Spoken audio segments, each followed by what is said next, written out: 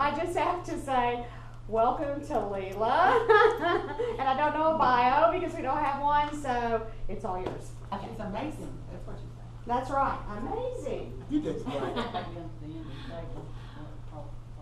Well, as y'all can see, the copyright on this that I did was in 2009, so that's a few years ago. But the reason I got interested in fur traders is because when I was getting my bachelor's degree, I was doing it in business. And we had to read this one story that really talked about how the first millionaire, happened here in the United States. And it was a lot about fur trading. And I thought, wow. And so, like the next week or two, I went up to the Dallas Public Library and started asking Lloyd, okay, what do we know about fur traders? Is there anything up here? And he sent me to this one set of books. And a lot of the information I have came out of that one set of books. But I found it really interesting because fur traders were the first people that would go into the wilderness. It wasn't the settlers. It was the fur traders and the trappers that went out into the wilderness first to find out where, because they were looking for all these furs.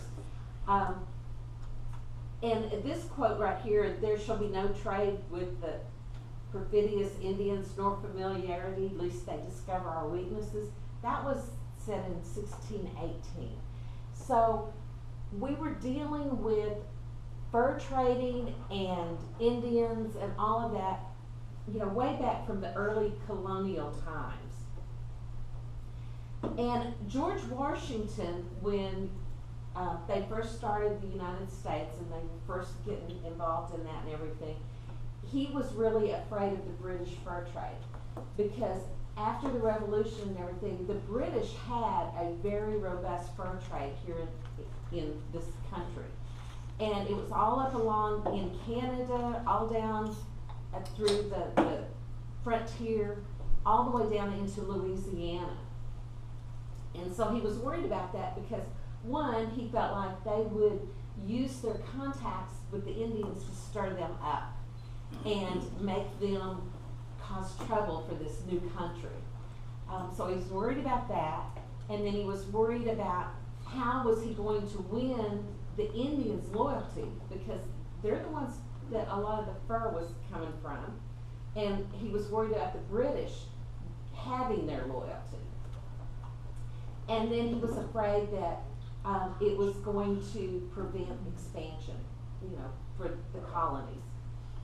So they started putting in trade practices and regulations and that sort of thing. And that's the first trade and the first regulations really that our country had. And they set up this Indian trade factory system, and close to the forts, they would set up a factory or a trading post. They called them factories, but they were really trading posts. And so they would trade with the Indians to get the furs and take them to use for trade in other countries and to do different things with and everything. So and this was the first subsidy that the United States did. So, in 1795, the subsidy was about $50,000. And so that's what our country put in to being able to trade with these Indians and setting up the factories and everything like that. And by the next year, it was up to 250,000. So it's like every government organization, it just kind of grows and nobody really knows why, but it does. And they set this up so that they could give money to the Indians, and of course this was to help the Indians, right? No, of course. So that's why they had these these subsidies. Now Thomas McKinney was the first Indian trade agent for the factories. And he really believed that doing this would bring the Indians into civilization.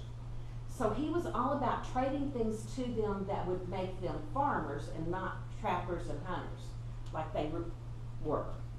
So he stocked the factories with hoes and plows and other farm equipment so that they could, you know, trade with them that way. Well, do you think the Indians like that? No. They didn't have any interest in that sort of thing. They wanted kettles, they wanted rifles, you know, things like that that they could hunt with. But this farming stuff, they really didn't care about. But you can see on this map where the factories were at. And they're just like all over right there on the frontier edge during that time period. And this was from like 1795 to 1822. At that time, most of the states didn't exist. Right, most of this was just Wilderness. Indian, you know, there was lots of Indians there, that sort of thing. So what they did was, we took in the pelts, the beaver, muskrat, otters, minks, and they made felt hats out of them. And the trade goods coming from Europe was the kettles, blankets, axes, muskets.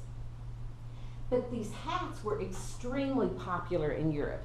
And it was like we could not provide enough pelts to make this felt for them because it was just this huge trade thing.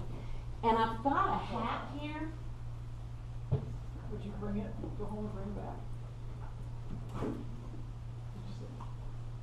This is a hat that's made out of beaver felt. So I'll pass it around. How old is it? Now, that one's probably in the 1920s. I mean, I don't think it's much older than that. Somebody But just, that's how it felt and looked. my niece just gave me a toboggan made out of possum hair. It's from New Zealand. But you can see all these different styles of hats that they were making. And they also made clothing and some other things out of it too. So John Jacob Astor was, Granddad. is he your granddad? I'm in the Astor line, yeah. Well, you missed out somehow because he is considered America's first millionaire. And he had, you know, he started in 1808, he had the American Fur Company, and all of his stuff was about trading. And he hired all of these trappers that would go out and trap and trade with the Indians, and he was in direct competition with the government factory system. So he did a lot of stuff to kind of take the government down a little bit because he got to know all of these senators and people in government and started trying to make laws that would get the factory system out, so get rid of his competition. It's because they didn't have many rules and regulations back then, did But they did have some rules and regulations, yes. But he could also provide better quality goods because he would trade to the Indians what they wanted instead of what they didn't want. And he had lower cost, he was closer to them because he would send his trappers out and they wouldn't just stay in their little factory, their little trading post where the Indians had to come to them. They went out to the Indian tribes. And a lot of them married into the Indian tribes.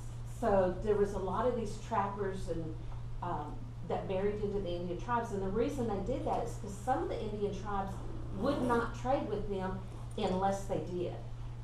So, you know, I don't know if they were marriages of convenience. I'm assuming, you know, a lot of times that's what it was.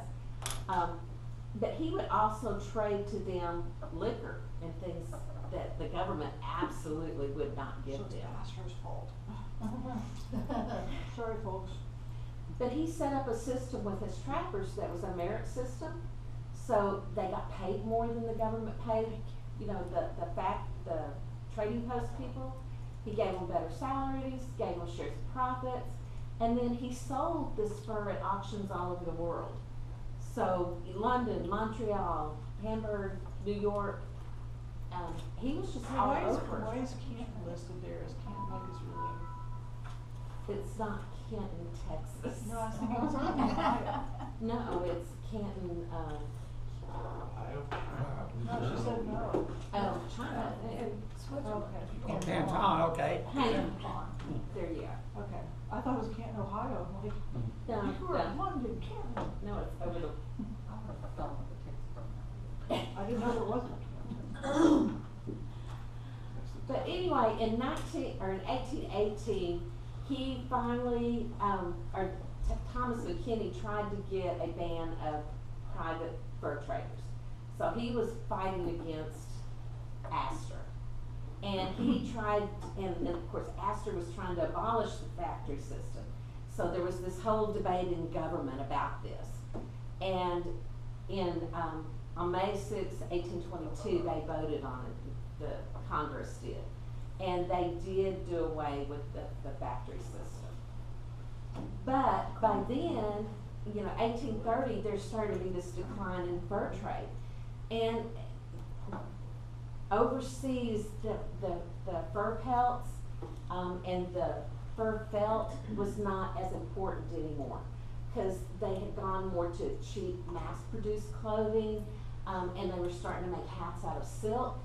So they just didn't need that as much, and so the trade was going down. It wasn't as profitable as it was before. So John Jacob Astor in 1834 sold his fur company. He was a man that could really look forward and see what was coming, down.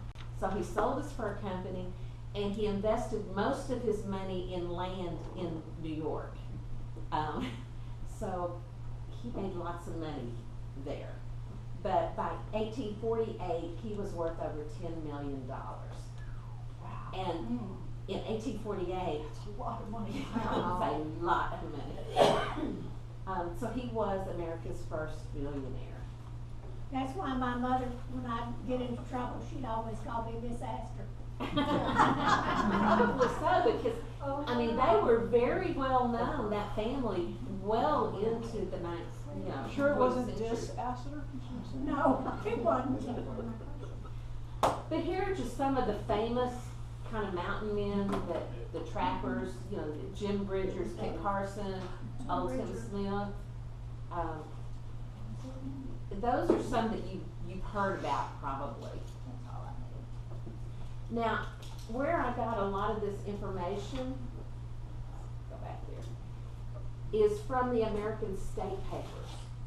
And you wouldn't think there would be a lot about fur trading in there, but because it was government regulated, and because a lot of the fur traders dealt with the factory system, with the trading post, all of that had to be reported to the government. And so it was reported in the American State Papers. And I don't know if you can read this, but it has prices of amounts that they paid. Like that first one is December the 31st, 1800, I think, or 18, I can't read it, but anyway, it's talking about this particular factory, and they paid $1,134.69 and a half for furs, pelts, beeswax, and that was just for that day. So each one of the trading posts or factories had to report, how much that they spent on that each day, and then they would pack these things up in huge bundles. And unfortunately, a lot of times by the time they would get to the coast, where they were going to put them on the boats and send them somewhere else, because they weren't really cured very well, some of them were starting to rot. And there were times where whole loads of them would just be kind of dumped overboard because they were rotting and smelling, and it was just a very inefficient system, where Astor's system, he didn't have as much problem with that as the government did. So I'm not going to say McKinney was not very good at what he was doing, but He wasn't as organized. he was not as organized. And because he had an agenda. He wanted to bring the Indians into civilization and make them like us. He really worked against himself as far as making it profitable for the United States. This is just a list of some of the traders that came into this particular trading post, and it just lists the men, and it's got their names, and then it's got how much money they were paid for the pelts that they brought in. So if your ancestor was on the frontier and that they were a trapper, definitely look in the American state papers, because their names even may be listed in what date they were at particular trading posts. Now, were all trappers listed? Weren't there some that, my uncle was a trapper, and I'm pretty sure he didn't give money to the government for it. Well, if he did not trade with the government, then the government's not gonna have his name. So if he, I mean, maybe he did, well, you know, it may be worth checking. What's that first column? It looks like something's good, not good. That's basically what it says. One says doubtful. I think that's condition at the top, isn't it? Yes, it says condition at the very top, and then, so, most of them say good, one says not good, one says doubtful. So, the one that says doubtful, he's still got $168, so. But some of the others that say good, they were getting $568. So I'm sure that what they got paid was based on, you know, the condition when they brought them in too. Well, it's quantity too. So I went through this pretty fast, but here's some of the resources that you can find. And I'll give these to Shirley or whoever, and they can put it online for you so that you can go and look these up if you want to look at some of these. But these are just some of the places that I found where you can find information about fur traders. If you go to Ancestry, and it's been a while since I tried this, and just put fur traders in the search box, it will bring up some information. And this is one of them that it brought up from the records of Virginians in the private manuscript collection in the North Carolina archives. And so it's talking about this one particular guy, William Alexander, that he was a fur trader on trips through North Carolina, Virginia, Maryland, Pennsylvania, and he kept a diary of all of his travels and his expenses and the furs that he bought and that he purchased for others, and then the receipts that he got from the different military companies. And then it also references his father, and who's Ezekiel Alexander, and John McKinney Alexander. So a lot of these collections that you can find at universities, at archives and things like that, at the diaries and that sort of thing, they're going to have information about various fur traders also. So it's worth checking in the archives near where they may have been, where they may have lived at. But even where their family was at, a lot of times these fur traders, they might go out for 6 months or a year or 2 or 3 years and then get homesick and go back to Virginia or North Carolina or wherever their family was at and stay there for a while. This is from the Michigan Historical Society in their volume 9, and it talks about different fur traders. This first one, it didn't have a first name, but it said that he was an Indian fur trader and he was accused of violating his license. So there was a lot of things in there like that, suspected of treachery, all kinds of different little tidbits that came out of that particular set of records. And this one, it talks about the American Fur Company, which was Astor's company, and that he had agents in Ottawa County, Michigan, at Saginaw, and that he established posts and stuff there. And then the Hudson Bay Fur Company, I'm sure y'all have heard of that one. Yeah. And it talks about they employed a physician. So it wasn't just fur traders that they had, they employed other people also. Was Hudson Bay particularly successful or something?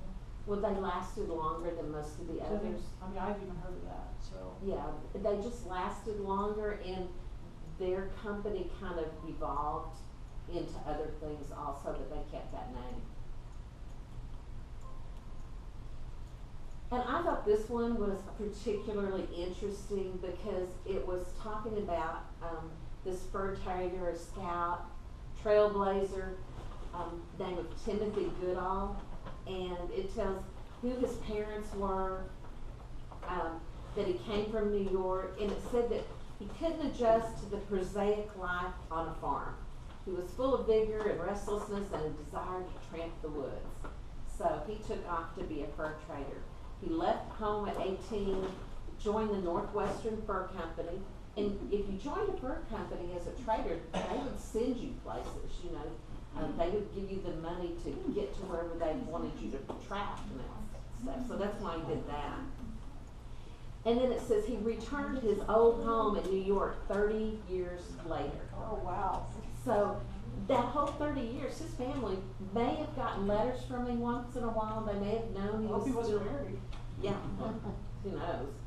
But the interesting thing is, a little bit further down, it says, one wrote later, after staying with us for a while, during which time he made a trip back to Washington on some government business, his old desire to be moving took possession of him, and he went back to his old life in the West. We never knew for certain when, where, or how he died, but somewhere in the wild country he loved, he is sleeping, remembered by younger comrades who survived him as a brave and generous man. Aw. And it goes on and it talks about how when he came back, he entertained his nieces and nephews with all of these wild stories and things that he had done. So you can find those stories every once in a while in these different archives and look in diaries especially. That's where you're going to get a lot of it. But I found tons and tons of information about it in the American State Papers. But you have to be willing to get in there and dig, because not all of it is indexed. And the names may be indexed, but it may not be indexed as far as fur trader, and that sort of thing. Well, I feel like I just did a 45-minute presentation in 15 minutes. Do you have any in your family? No, I haven't found any. I just got interested in it because it came up while I was working on my bachelor's degree. And although we were looking at it in a business aspect, of course my mind went to genealogy. Yes. So if you have somebody in your family that you always say that he was born under a wandering star, he's probably a good person to check this. Yes. Very good chance, because if he liked being out in the woods and wandering around and he just came home ever so often, then there's a good chance that that's how he was making his living. This man was born in Virginia, went all the way to California. He was out there before the gold rush, and died in Texas. I would check, He was everywhere.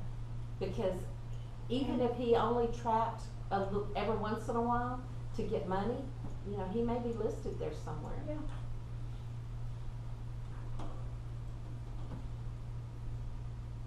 So does anybody have any questions? I want to say at some point I've had a presentation on something like this, and I think there was a big archives at the St. Louis Library. Right there he is. Yeah, you think I St. think Louis. it's like either Astor's or the other one. One of the trade companies? Yeah. Is that what? Back to St. Louis, didn't it? Well, St. Louis was a big, that was one of the biggest of the factories was at. One of the biggest trading posts was in St. Louis. So it makes sense that it would be there.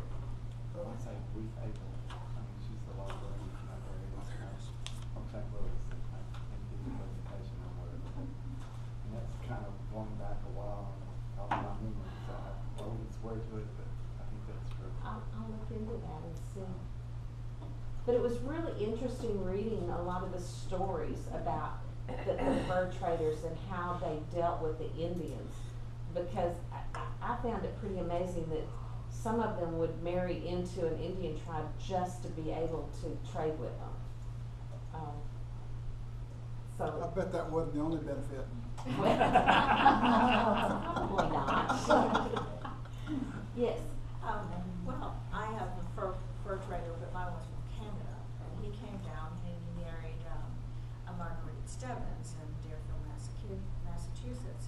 And then the Indians, Iroquois, came in and had the Deerfield massacre, and they were carried off because they were French. He was French, and he and the Alexander family were carried off to Quebec, where some stayed. And so I didn't realize when I was doing my French-Canadian research that, you know, I had people in the United States before, you know, until I did the DNA, and Marguerite Alexander Stebbins the Alexanders were part of my DNA. So And that line between Canada and the United States was pretty fluid back then, and the he- trappers were going back and forth he all was the going time. all over, even to this, sarcastic, you know, Canada, way over there, before the explorers did. At least that's what their biographies said. So it's interesting. Yeah, Well, but a he lot- wasn't a very good provider, though. They probably didn't come home real often. No. She got her own land in Canada. So, yeah. Well, a lot of the companies, especially the British companies that were up around, they were in Canada and the United States. Right. And after the Revolution, then of course we pushed them out of the United States. They were, the rules are, you know, they were supposed to stay in Canada, But but they didn't. they didn't, yeah. But some of the captives were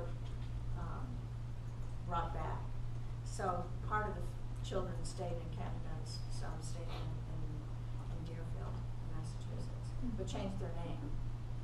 So, yeah, interesting. It is.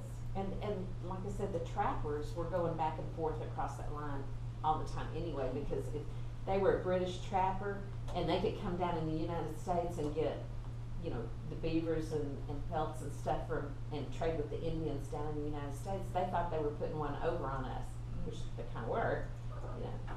So that was one of the reasons George Washington was so concerned about all of Oh, it. sure. And concerned that they would stir the Indians up to attack the Americans. That's exactly what happened. And see, the Spanish were doing the same thing down around Louisiana and down in the lower part of stirring Indians up against the Americans. And you know, the waterways from Canada coming down, came down by St. Louis and all like that, and a lot of them traveled those routes to get to the areas where they wanted to travel. Yeah. And that's when they found those wives to marry and stuff like that. Well, I hope that sparks your interest a little bit in history, if nothing else. I don't know if it's gonna do a whole lot for your counties, but who knows, you may be able to. I mean, like what if Dallas had a big fur trading? I don't have a lot. You know, like Raleigh or Fort Worth maybe, I mean, Yeah, maybe Houston did since it's right on the coast, so. that's very possible. I'd go back and look at some of those maps and see where some of those trading posts were at. Because I know World War I is Vancouver, Washington, I've been there. It's pretty cool. Well, it'd be interesting to look and see which ones were in Texas and which counties had them. Because we could go through the state papers then and look to see, you know, who was trading in those counties. Some of those Goodspeed historical books, I know like one of them, the brother to my guy in Arkansas, talking about him being a fur trader, but now I don't remember if it said where. They went from Georgia to Illinois and to Arkansas. Well, I think the fur traders, they Yeah, traveled everywhere. over a wide distance. They didn't stay in just a small area usually.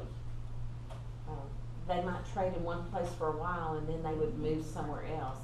It's like, you know, the Well, after all, wanderlust. they would capture all the beaver in a certain area for a period of time, so they had to move on to find a fresh crop. Yes, that makes perfect sense. I think he was doing bears maybe. Wow. And something else, maybe bear and beaver. That's a man who had nothing to live for. Yeah.